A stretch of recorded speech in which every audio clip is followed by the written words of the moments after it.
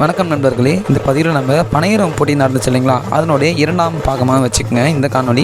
இதுலேயும் சில வீரர்கள் பனையேற அந்த காணொலி இதில் இடம்பெற்றிருக்கு.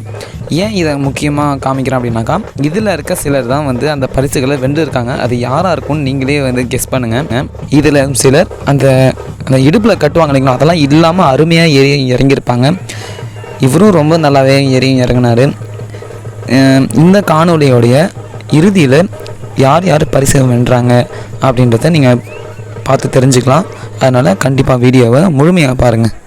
இந்த பனைத்திருவிழாவுக்கு பார்த்திங்கன்னா நம்ம விழுப்புரம் மட்டும் இல்லாத நம்ம தமிழ்நாட்டில் இருக்கக்கூடிய ஏராளமான மாவட்டங்கள்லேருந்து வந்திருந்தாங்க. அவங்களும் இந்த போட்டிகளில் இடம்பெற்று அவங்களும் பரிசுகளை வென்றிருக்காங்க.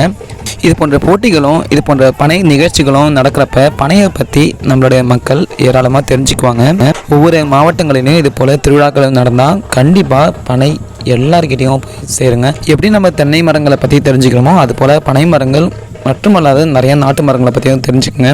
அதனால் இது போல் நிகழ்ச்சிகள் நடத்துனீங்கன்னா கண்டிப்பாக தெரிஞ்சுக்குவாங்க. இங்கே இன்னொரு ஆச்சரியம் என்னென்னா, இந்த திருவிழாக்களுக்கு ஏராளமான மக்கள் அவங்க தூரங்களில் இருந்து கூட வந்திருந்தாங்க. ரொம்ப தூரத்துலேருந்து பயணம் செஞ்செல்லாம் வந்திருந்தாங்க. அந்த இடத்துல பார்த்தீங்கன்னா சுமார் 500க்கும் மேற்பட்ட மக்கள் அந்த இடத்த சுற்றி சூழ்ந்து இந்த நிகழ்ச்சிகளை பார்த்து கண்டு கழிச்சாங்க. இந்த பனையரம் போட்டியில் வெற்றி பெற்ற வீரர்களுக்கு பரிசு தொகை வழங்கினாங்க. முதல் பரிசுக்கு 10,000, இரண்டாம் பரிசுக்கு 5,000, மூன்றாம் பரிசுக்கு 2,000 கொடுத்து அவங்கள ஊக்கப்படுத்தினாங்க. சரிங்க, மற்றும் ஒரு காணொலியில் பார்க்கலாம். நன்றி, வணக்கம்.